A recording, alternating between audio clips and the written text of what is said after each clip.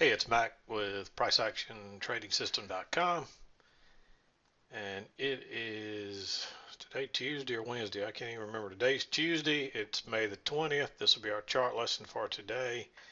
And we've had a downward bias today. We started out in this trading range, but we've been making lower highs and lower lows for the most part. We had a little correction here. Wouldn't surprise me if at this point we don't get a measured move down, either of that, or it may just start right here. That's really where the downtrend started. So this would be my first target, and you can see we've pretty much met that. So, and it looks like we're trying to reverse in here. Um, but it could be that this is the target.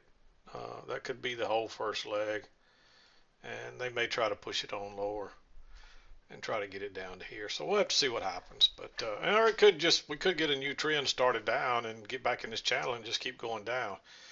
But I think this reversal right here threw off some people, because I know some people got trapped right in here on the wrong side. I was looking for a long here all along, but I'll explain how you keep from getting trapped in these places. And the reason I'm going to back up here again because I got jumped ahead, but the reason I was looking for prices to reverse here was that we had this leg up, a leg down that didn't make a new low. So I was looking for at least a measured leg up. But what I'm really looking for is prices to come back and test this. Notice that we had that strong support across there. And when we broke lower, we did come back up and test it and get a breakout pullback short type of entry there. But generally you're going to test it again. So it tested it right there, and it also tested it again right there. And then notice what happens when it couldn't get through there. The third, this is the third test. There's the original test, and then we tested it twice more. And remember that rule: once you test something twice and it fails, it's generally going to go the other direction. And look how strong that move down was. The shorts recognized that, hey, we're not going to get through here, and boom, off it goes. And notice this entry, just a little bitty doji right there. At the very least, you're expecting it to come back to here, but we've got the break of this channel, two legs up, a retest. At the very least, you expect it to come back down here. And so, and you get a little bitty bar that you can get a little bitty stop. So not a whole lot of risk right there. And then look what you get for taking it. I went back and forth about whether or not to make that green or not, but I just think it's too obvious. I was actually done with my trading when this set up, and I was chatting back and forth with a trader that I jowl with a lot back and forth, and we were talking about it. And he entered somewhere in here, and I talked about I wanted to enter there, and then I watched it just take off like a rocket, so it went without me. But I'd already met my target today, and I was just going to try to wrap up and get out of here early, so that's why I didn't take it. And sometimes this is what'll happen, and sometimes you'll take it and you'll get fooled, and then you'll take a little loss and you'll back up a little bit. So that's why I have that rule, and that's why and today I stuck to it. And you always tend to regret it when you do, but that's one of the things you've got to understand about trading. And I'm going to talk about that right in this area right here. This is where you have to be extremely disciplined. You've had a break, a possible new low, and even if you don't consider that a break, because that happened in the overnight, and you're getting above the trend line here, and you've bounced off this strong low, and you've really got a double bottom right here. And so you got to be extremely careful. So what I'm talking about as far as being disciplined here is that there's sometimes you don't take a trade. You just sit and you say it's too risky to go short here, so, and I don't want to go long without a trap. So you just sit there and you don't plan on entering either way until you get a trap. And then guess what happens right here? Notice this new low, you pull back, you get a first entry. No way you want to enter there. and then it goes higher, and now you've got a higher low and a higher high. It sets up, and you get another second entry, and it is a nice bearish bar, but it's all above the EMA. This bar is really an inside bar. So I mean, if it would have broke higher and then went down and maybe broke out the other side all in the same bar, like this one did here, then I would say, yeah, I'd probably get on short. But without a beautiful short setup, and even though that looks very bearish, it's still an inside bar to this bullish bar, and there's a lot of overlap there. There's a lot of reasons to say I'm not taking that, and it might have gone on without me. But that's the risk that's what you have to do to be a disciplined trader. And so when that happened, then I'm thinking, okay, if it turns up higher, then I'm gonna get a trap. But guess what? It actually tries to go lower a second time, and then it turns up and breaks out the top of that bar. I had my stop just sitting there waiting, and boom, look how easy that was, and look how fast. And all it is they trapped all the people that are eager to jump in right here that can't be disciplined and just wait on a good setup.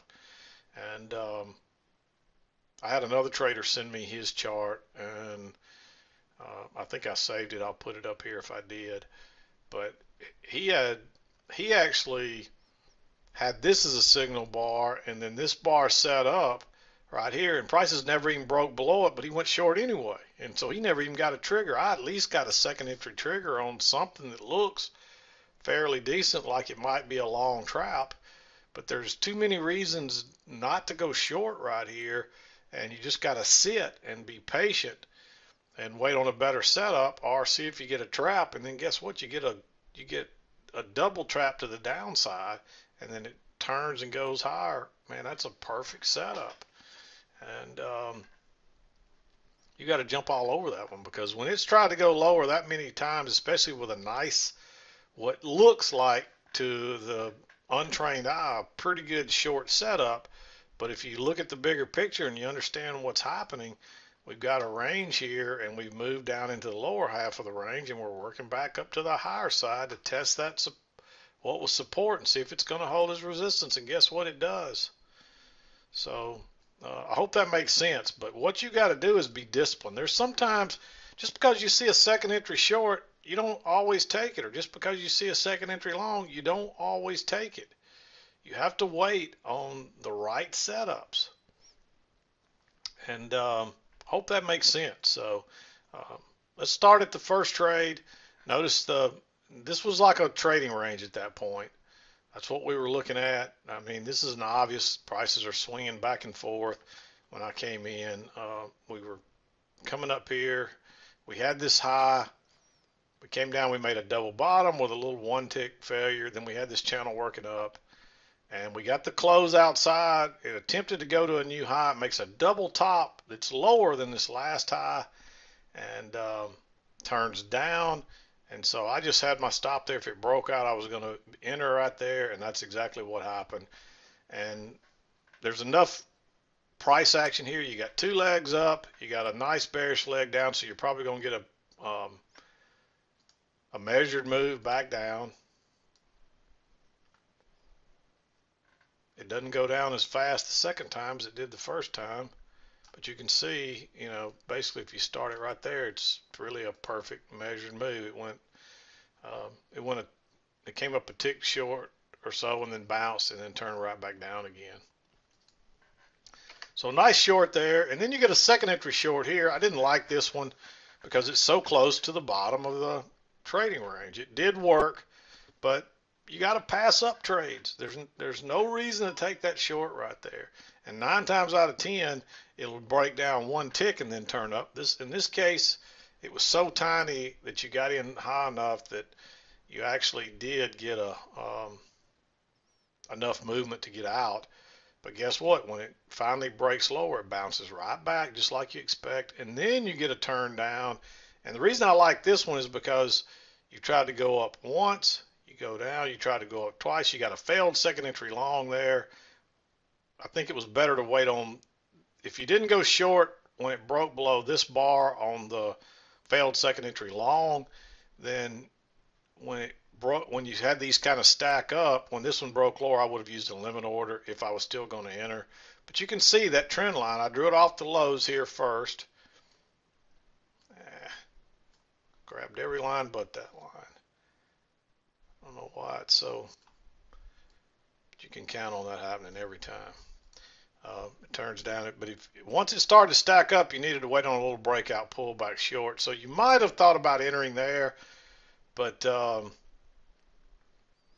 think it was too risky to enter again right here, this close to the low when it was bouncing like that. So if you didn't enter right here, I would have waited. Then it's too low to enter right here. That's a great setup bar, but you've moved too far away and hadn't come back to the EMA. So just wait and see. And this is like a new swing high almost, first entry pullback. It's like another failed second entry long. It bounces right off that median line. If you had that in there, it's possible you may not have had enough price action for that yet. But it is the first break of this channel working down, and you're looking for a measured move down to right about here. And that's exactly where it goes to, and it actually goes a little further. And then it bounces. It was tempting to go long right here. Look at all those stems. It kept trying to go down, and they kept taking it back up. But you got a failed second entry short right here, but it's too close to that high, and you don't have room to get out. And you don't know that it's going to go on through or not, and it just turns right back down and gives you a second entry. So now you got a failed second entry long that bounces, turns down right off that. And look at that bearish bar. It didn't close on its low, so when it broke lower, just drop a limit order in there, and you would have gotten filled. At least it did on my chart. And it comes on down, it pulls back. But again, it's too close to this low right here. I don't think you can go short right there. Even though you know you're going to get a new low, it may only go a tick or two, and then it bounces. And so now you've got a measured move down on the second part of the range after the start of this range, and you got a break of this little channel, a new low, and that's a reversal bar. Aggressive traders going to take that. There's plenty of room back up to the upper side, and of course it turns out to be an easy scalp. It takes it a minute to work on through the EMA, but this is a nice little reversal off a double bottom, right where you're expecting it to reverse. And so I like that trade there. And you're looking, remember, once it starts higher, you're thinking leg one, correction. So I'm looking for a measured move. And where does that take you to? Right in here. And but when you get the trap over here, you got to take that regardless. But then you got a channel working up. You get your first break, it pulls back, and it goes higher. But again, you're so close to these highs right here, and you don't have enough price action to necessarily know if this is going to hold yet. If this channel is right, in other words. So you can't go long right there. You got to have a trap to go long. And then it sets up what looks like a possible short, but again, it's not a very good one. You got 1, 2, 3, 4, 5, 6 bars stacked up there that are all in a line. This one's kind of bearish looking, and it does set up nicely. Okay, I had a slight interruption. So I could see some people getting trapped here, but the fact that you're above the EMA, you're getting above the trend line, you've already had a break and a new low. And at the very least, you're using this coming down, and you've had a break and a new low, and you've got this one working up. You do have a break and a new high, but for all the reasons I talked about, the fact that this, we've bottomed out on the low side of a possible bigger range with a midline or a measured move down, and we aren't quite back. So I thought it was just best just to do nothing here and sit tight, and then you got the trap.